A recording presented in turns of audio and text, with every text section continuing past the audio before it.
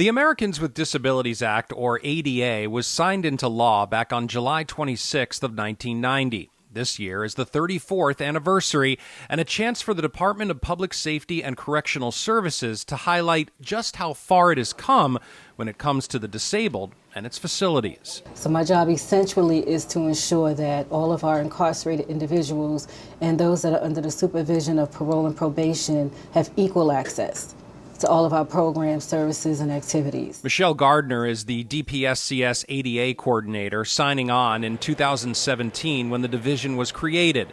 She explains that thanks to the department's ADA directive, it ensures that incarcerated individuals and those under the supervision of the Division of Parole and Probation, volunteers, visitors, or other members of the public will not be discriminated against on the basis of disability with regard to facility access services, programs, and activities provided by the department. So that is kind of like the roadmap that everyone should be able to go to know what is a disability, what is the department's role in providing services and activities to our persons with disabilities. So this is our Braille reader.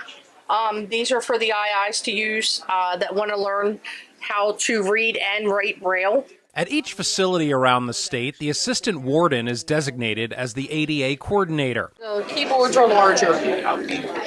Here at the Roxbury Correctional Institution, Janet Ayers, Assistant Warden Secretary, is in direct contact primarily with incarcerated individuals that are visually and hearing impaired and assists on providing all types of services and aids like this Ruby reader. So they're able to use these. They can check these out in their cell.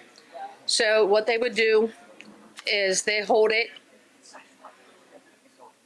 and then it'll magnify. So then they can put the paper behind it and it would magnify the words. Currently, there are about 900 incarcerated individuals with disabilities in the Maryland prison system. Cheryl Addison, a former correctional officer, now ADA office support staff member, says it has been an eye-opening experience seeing just how much DPSCS has to offer. Going into the facilities now, I'm more in tune to curb cuts, to mobility ramps, to sighted magnifiers and things that people use that weren't necessarily in my purview as an officer. I'm seeing things differently now that I'm working in her office. The ADA office also holds quarterly meetings to make sure all needs are being met, keeping an open line of communication to show the department truly cares. It's just the right thing to do.